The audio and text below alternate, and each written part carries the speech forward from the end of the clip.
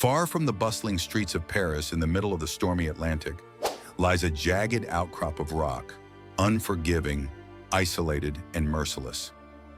This was Devil's Island, the final destination for France's most dangerous criminals, political prisoners, and societal outcasts. Ships that approached its harbor brought not hope, but a silent warning. Once you set foot here, escape was almost impossible. Many would vanish without a trace, swallowed by the sea or by the merciless terrain.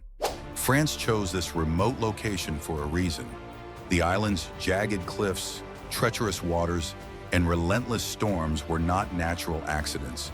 They were part of a system designed to break both body and spirit. The isolation ensured prisoners were cut off from family, allies, and the outside world. Letters rarely reached the mainland, and news of deaths were minimized or buried entirely. Yet, even within this prison of despair, whispers of defiance and courage emerged. Some inmates refused to accept their fate quietly. Secret alliances formed in shadows. Daring glances and hidden notes became lifelines. And a few even dreamed of escaping the unescapable. The island was not just a place of punishment. It was a stage where human resilience, cunning, and desperation played out daily. Every arriving prisoner had to face a stark reality: survive the guards, survive the elements, and above all, survive their own fears. But the ultimate question hung heavy in the salty air. Could anyone truly escape Devil's Island, or was it a place designed to consume all hope? Those who dared to answer that question would soon find themselves part of a story that history almost forgot. Devil's Island was not just a prison, it was a crucible of suffering, meticulously designed to strip every prisoner of dignity, hope, and humanity. The sweltering heat of the tropical sun scorched unprotected skin, while relentless rains turned paths into quagmires, swallowing the weak in mud and disease. Malaria, dysentery, and yellow fever were invisible guards, claiming lives just as effectively as the whip or the bayonet. Inside the prison walls, brutality was a daily ritual. Guards, handpicked for their ruthlessness, ruled with an iron fist. Prisoners were subjected to forced labor, building docks, clearing brush, and hauling stones under threats of flogging or solitary confinement. Food was meager, often spoiled, and illness spread like wildfire. Survival was a lottery, where strength and cunning determined life more than luck or morality. But the harshest trials were not always physical. Alliances formed and shattered in shadows. Whispers of betrayal could mean the difference between life and death. A prisoner's closest ally could turn on them for a scrap of extra bread or favor from a guard. The island became a theater of deception, where trust was a luxury none could afford. Even the strongest minds were tested. Isolation gnawed at sanity. Letters from loved ones never arrived, and every day blurred into the next under the oppressive gaze of the guards. Yet in this inferno, some prisoners discovered resourcefulness they didn't know they possessed. Hidden signals carved into walls, secret caches of food, or subtle manipulations of the guards' routines. Small victories became acts of rebellion, and yet for every act of defiance, countless lives were extinguished quietly, through disease, despair, or the brutal enforcement of discipline. Hell on earth was not a metaphor here. It was reality, and only those who adapted quickly, or were exceptionally lucky, lived to tell a tale of survival. Cliffhanger. Even the strongest prisoners could fall to despair or treachery overnight. On Devil's Island, survival was never guaranteed, and the next crisis was always lurking just beyond the cliffs. Not all prisoners on Devil's Island were hardened criminals. Some were sent for political reasons, their crimes a challenge to the French government rather than acts against society. The most famous among them was Alfred Dreyfus, a French army officer accused of treason. His imprisonment became a lightning rod, exposing corruption, anti-Semitism, and betrayal at the highest levels of the French military. The twist: Devil's Island was no longer just a tool for punishing criminals. It had become a political weapon. By sending Dreyfus and others to this remote hell, the French government silenced dissenters and struck fear into anyone who might challenge authority. But injustice has a way of reverberating. Letters smuggled out, secret testimonies, and clandestine alliances ignited one of France's most scandalous trials. For prisoners, Dreyfus's plight was a chilling reminder that survival wasn't just about outlasting guards or disease. Your crime didn't matter. Your social or political position could be your death sentence. The island blurred the line between justice and vengeance, making every prisoner question not just their fate, but the morality of the system that trapped them. Cliffhanger. Was Devil's Island a prison for criminals, or a theater of political power, where loyalty and betrayal dictated life and death? Beyond the guards and cruelty, the island's greatest enemy was nature itself. Jagged cliffs rose sharply from the turbulent Atlantic, and violent storms battered the coast with unrelenting fury. Shark-infested waters circled the rocky shores, ready to claim anyone who dared attempt escape. The ocean wasn't just a barrier, it was a predator. The terrain was equally merciless. Dense jungles concealed snakes, insects, and deadly undergrowth, while hidden sinkholes and unstable cliffs made traversing the island perilous.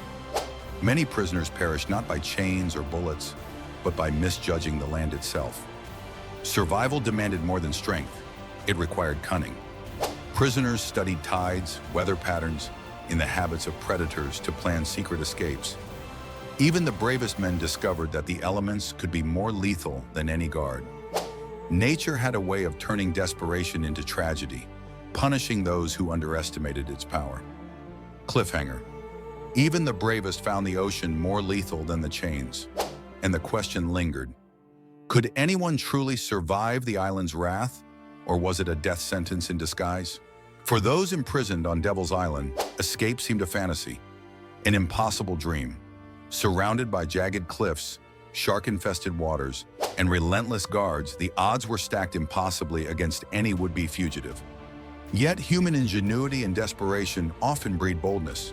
Prisoners devised elaborate plans, hidden rafts pieced together from scraps, secret messages coordinating timing, and diversions meant to distract guards. The twist: some escapes succeeded, but only fleetingly. Many who vanished into the Atlantic were never seen again, leaving behind haunting legends of what might have been.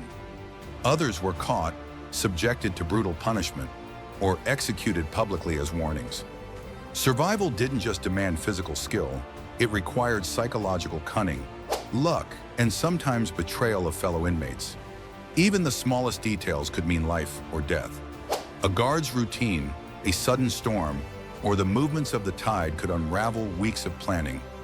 Escape became an art of deception, where each prisoner had to outthink both nature and human cruelty. Cliffhanger. Was escape a matter of luck, skill, or did something darker watch over the waters, ensuring the island's secrets remained hidden? While many focused on escaping, others chose a subtler form of defiance, resisting the system from within. Prisoners developed secret networks, exchanging messages hidden in food, carving notes into walls, or using coded language. Small acts of sabotage, a broken tool, misdirected labor, or cleverly concealed evidence, became victories against an overwhelming force. The twist: not all guards were loyal to the administration. Some secretly sympathized, quietly aiding prisoners by turning a blind eye or passing along crucial information. This created a web of covert operations where loyalty was uncertain and alliances could shift in an instant. Survival required strategic thinking. Prisoners observed, manipulated, and sometimes betrayed, not for malice but for a chance to maintain hope in a place designed to crush it. In this silent war, cunning became as valuable as strength, and the smallest victory could spark a ripple of defiance across the island. Cliffhanger. The island wasn't just a prison, it was a chessboard of human cunning, where every move could mean life, death, or the chance to change destiny. On Devil's Island, trust was a fragile, dangerous commodity. Amidst the suffering, some prisoners realized that survival sometimes required betrayal. Friends turned informants, whispering secrets to the guards in exchange for privileges or a lighter sentence. Others feigned loyalty only to sabotage their allies at the most critical moment. The twist: betrayal didn't always come from desperation. It could be calculated, strategic, and chillingly cold. A fellow inmate might smile while plotting another's downfall, proving that the island could corrupt even the strongest bonds of brotherhood. Loyalty became a gamble, and alliances often crumbled under pressure, leaving prisoners isolated in a world where every shadow could hide a traitor. Even the most courageous men learned a hard truth. On Devil's Island, sometimes the deadliest enemies were not the guards or the ocean, but those who shared your cell. Cliffhanger. Trust was a luxury no one could afford, and one wrong move could mean a swift, silent death.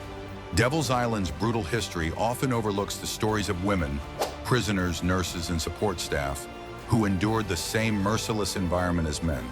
They faced exploitation, isolation, and violence. Yet some navigated the deadly politics with cunning and courage. The twist: despite being marginalized, these women played pivotal roles in resistance and survival. Some aided escape plans, secretly smuggled messages, or forged alliances that turned the tide of covert operations. Their contributions, often invisible in official records, left subtle marks on the island's history. In a place designed to break spirits, women carved out spaces of power and influence. They turned vulnerability into strategy, proving that strength doesn't always roar. It can whisper in shadows, guiding revolts, saving lives, and shaping legacies. Cliffhanger.